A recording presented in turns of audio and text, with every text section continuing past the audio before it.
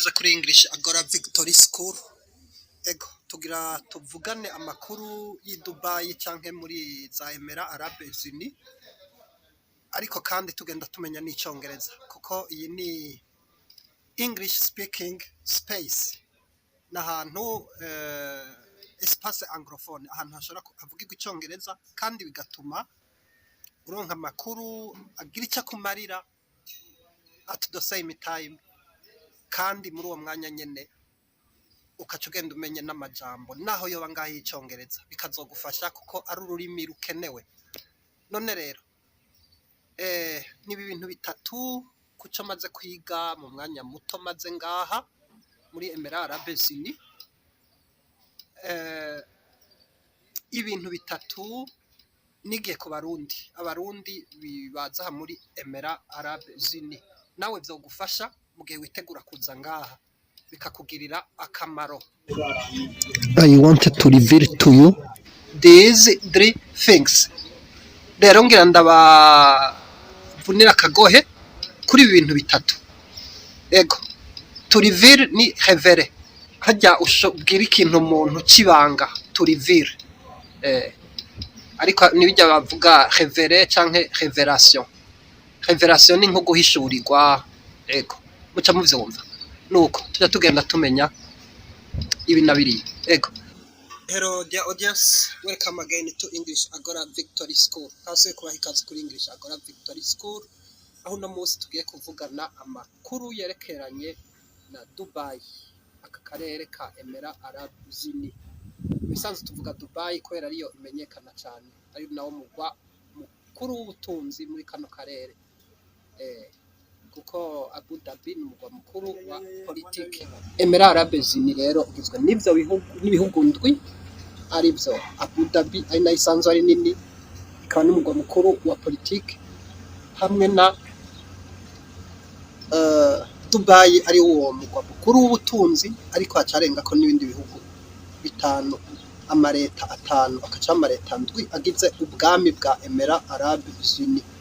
Nivyo none rero uyu munsi nkabashimye ko tuvugana bino bintu bitatu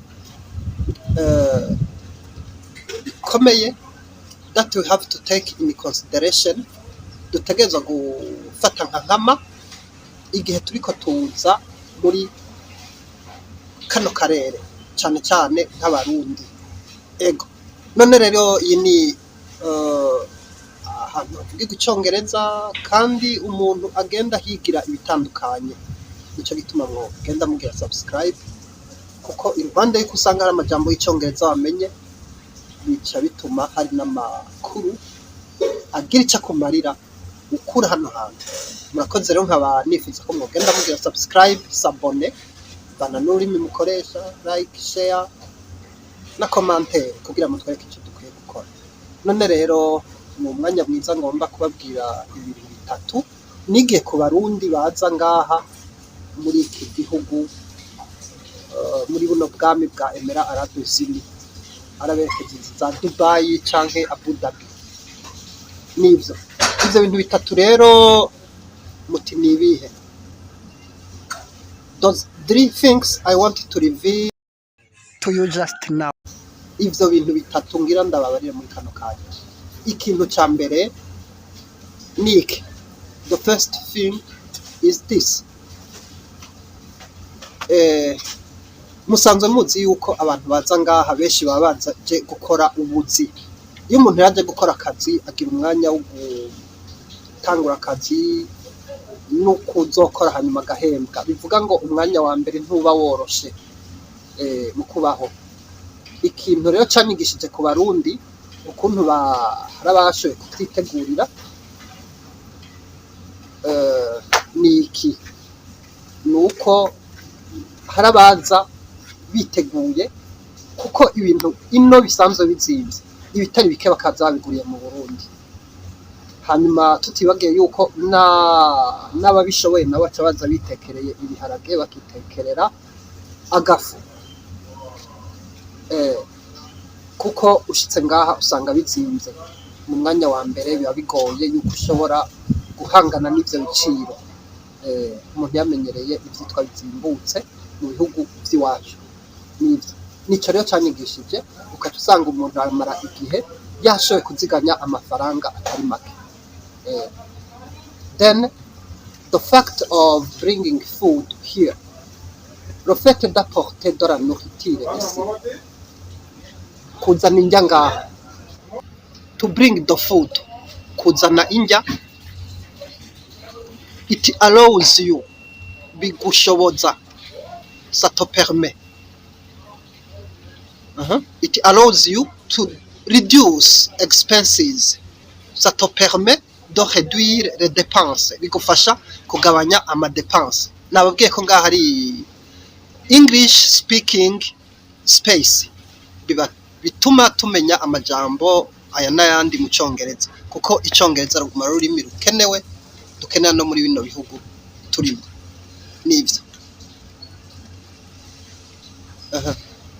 Nivyo rero kuzana ibifungurwa nasanze ari ikintu gikomeye cyane, kuko bigabanya amadepense. Umuntu akaca aza wiguriye nambara ako kayiko, nambara iki, ukazana utwo tuntu duto duto. Kuko I was astonished when I went to the supermarket.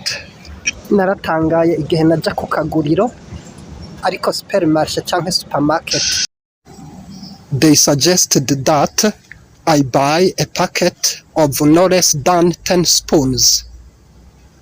Bangiriye inama ko nogura ipake itari munsi y'ibiyiko 10. None ivyo noca ndabikoresha iki hari kumwe n'umuryango ari jeje nyene. Inguvu narashoboye kuronka aho bagurisha kimwe kimwe, ariko no kuvuga iyo mba nari nihuta naca mba negerezwa gukoresha amahera menshi. Secondly, ikigira kabiri, once you want to buy a ticket plane, il faut vouloir acheter un ticket d'avion. Ukeneye kugura itike y'indege, give yourself no less than 7 days, wihimisa itari munsi y'indwi, considering the time of departure, wihimisa itari munsi y'indwi mu kugura itike imbere, ufatiye ku munsi uzovira hasi imbere y'uko ugenda, departure, le départ. Kubera uca usanga wazimbwe, bikaca byitwa yuko uri muri urgence. Hanyuma ikindi naco ushobora kuraba amezi y'umwaka, igihe cy'umwaka amatike abazimbutse. Ico nikindi abantu bamenyera ingendo barabizi, ico yitwa secret de polichinelle, ico umuntu ahorazi ikizwi na bose, ariko utamenyereye ingendo ni akantu umuntu anakagohe. C'est un clin d'œil. Hama ikindi kigira gatatu, the third thing, tuzi yuko ngaha hataba imbeho, donc hashushe kandi n'ukuri, ariko baravuga yuko from December to February, nukuvuga guhera mu kwa 12 gushika mu kwa 2, it's too cold, harakanye cyane. It means, bivuga ngo keshi impuzu z'imbeho ziba zizimvye.